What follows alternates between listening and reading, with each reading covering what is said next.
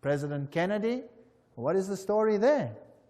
Well, here is Kennedy, and he's married to this young lady, Jacqueline Kennedy, and they are setting up the United States for a tremendous conflict in the end, and every president has to play the game. Eventually, this president dies, and this one takes over, Lyndon Johnson. But did you know something interesting? A president has to swear on the Bible when he takes over. Did you know that Lyndon Johnson refused to swear on the Bible? What did he swear on? Lyndon Johnson is sworn in as president by Judge Sarah D. Hughes. Just an hour after the assassination, Judge Hughes brought a small Bible for the swearing-in ceremony, but it was substituted for a Roman missal, mass book, that was found on the plane. So he swears on a Roman missal. He refused to swear on the Bible. Doesn't that tell you something? Isn't that interesting? I find that very interesting. Now, why did that president have to go? He was a Roman Catholic, after all. Is it possible that not all Roman Catholics are so easily duped? Here's the motorcade as it travels along. Here you have Mrs. Kennedy helps the Secret Service agent, Clint Hill, climb into the car at the back when the president was shot. And here are the roses she received. Very interesting. Here is Dallas, 11/22. On November 22, 1963, John Fitzgerald Kennedy, 35th President of the United States, visited Dallas. That's interesting. Also the number 11 over there. That's the building. Here's the building from which he was apparently assassinated, from that window, so they say. There it is, a little bit larger. And here's the plaque where they have written what happened over here. On November 22, the building gained the national notoriety when Lee Harvey Oswald, and somebody did the trouble to underline allegedly, shot and killed President John F. Kennedy. And most people don't believe that Lee Harvey Oswald shot the president. The president's car came down the street. That tree was not yet there and was apparently shot from that window over there. And it happened approximately where I'm standing relative to this picture. Now notice as he comes down here, he's traveling on this side of the road. And imagine hordes of people standing on either side. And here is a little uphill. And when you go further into the hall over here, there was a picket fence. And if you looked from the picket fence, you could look down onto the street. And apparently, when the shots were fired, over 100 people, including the police, didn't run this way, but ran up this embankment towards the picket fence. Now, why did they run to the front of the president and not from behind the president? Apparently, they say, Lee Harvey Oswald shot him from behind, and he was the only one who shot, and he shot from behind, and he hit him over here. A very, very fantastic shot, by the way, if it is so. It only has a little problem. The president's head didn't go forward, it went backwards, and it hit him here in the throat. And there was a small entry wound in the front and a huge one in the back. So from where was he hit? From the front or from the back? He was hit from the front. Not only that, there were shots from other places along the side, and there was an intercalation which all hit the president. There is even evidence that the driver himself, who happened to be left-handed, rotated and shot the president himself with a pistol as well. He had multiple shots. Of the witnesses that ran towards the picket fence, over 100 of them, almost all of them, except for one or two ladies who were ridiculed, were assassinated themselves.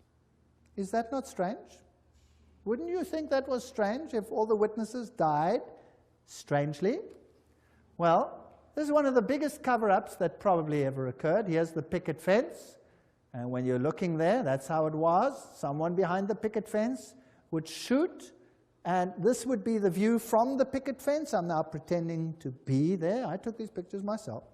And the cross would be there. So he would shoot the president at this short distance and hit him from the side front. Now, it's interesting that the president's head jerked to his back and to his left. Bah, like that.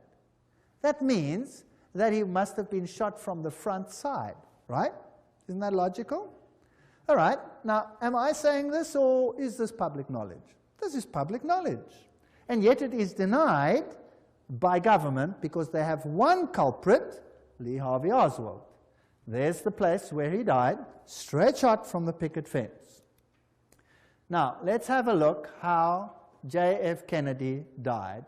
And let's look at the television production of this issue, and then you make your own opinion. If we can have the sound on.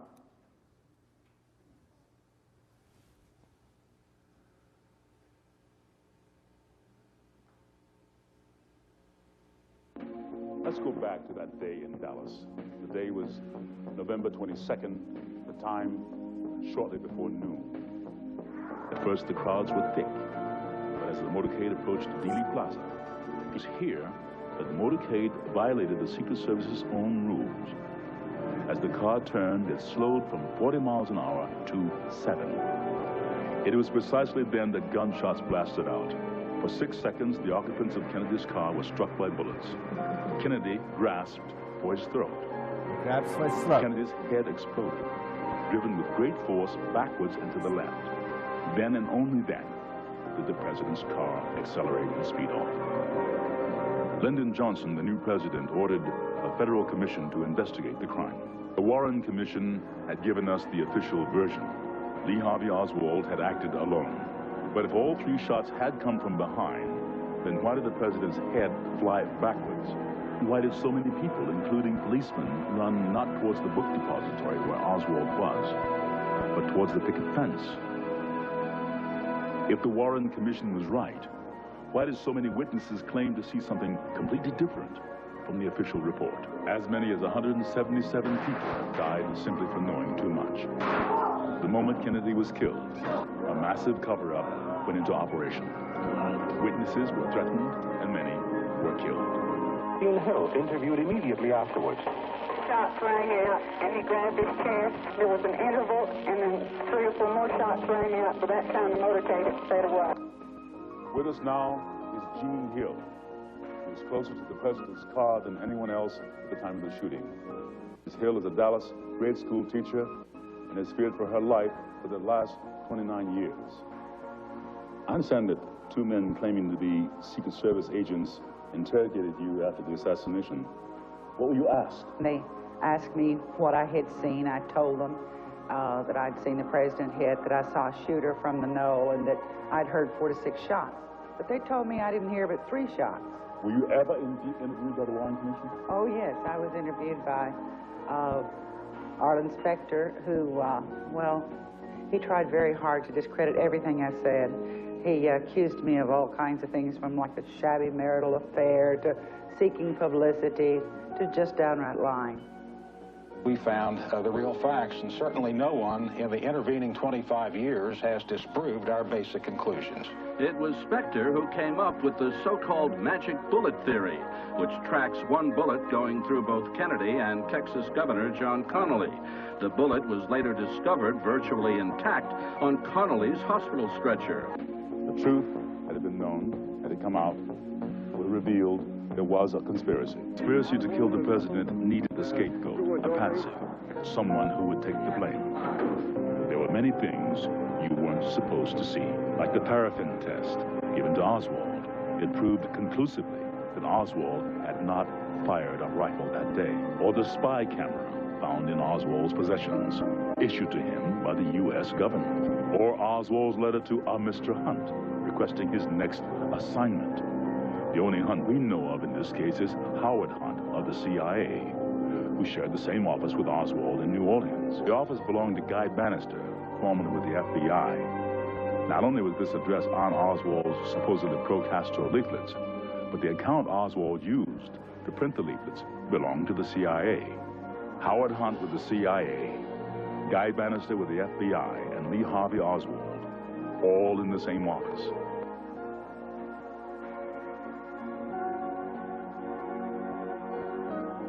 Kennedy's motorcade was arranged to make 2 turns, taking him directly into a triangulation. The first shot came from the picket fence. It hit Kennedy in the throat. The second shot came from the Dow Tex building, next to the book depository. It entered Kennedy's back. The third shot came from the southwest corner of the book depository, 7th floor. It hit Connolly. The fourth shot came from the Dow Tex. It narrowly missed, hit the curb, wounding a bystander. The 5th and 6th shots were fired almost simultaneously, from the depository and from the picket fence. Both hit Kennedy in the head, one from above, moving him forward. Then, an instant later, one from the front, tossing him back.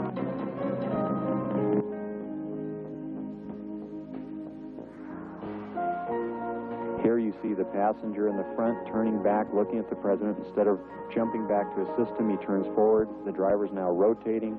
The weapon comes into view, and he fires. You'll see this repeatedly in these sequences. Kennedy's been shot in the throat. He's leaning to his left.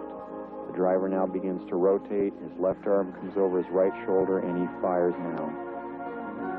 Again, you see the driver rotate. You see the weapon come into view. Rotating again, the weapon is in view, he fires. You can clearly see his head turning and his arm and the weapon extending into view over his right shoulder. One of the first activities of William Greer after the presidential limousine arrived at Parkland Hospital was to attain a bucket and a sponge and water and begin to wash the blood and brains off of the presidential limousine. There's a new theory about the assassination of John F. Kennedy. A government scientist says police audio tapes provide new evidence of a second gunman. If it could be proved that the sound on the tape was a gunshot and that, in fact, it came from the grassy knoll, then it would provide some evidence that there was a second gunman in addition to Lee Harvey Oswald. But so far, few who agree with the conclusion made by Thomas. Hello? Yes, Rick. Go ahead, please. Yes, I'd like to know why it's taken so long for this information and the truth to be exposed. First place, it hasn't been exposed yet, and I don't think it ever will be. Secrecy in government is designed for one purpose and one purpose only. Not to keep the enemy or the opposition from knowing what's going on, but to keep the American people from knowing what is going on. And all the evidence that exists, or might have existed, that would implicate the government in Kennedy's assassination, you can be sure that evidence is now destroyed. And so even if everything is released now, the chances of solving the Kennedy assassination and attaching the blame to the guilty parties is almost impossible.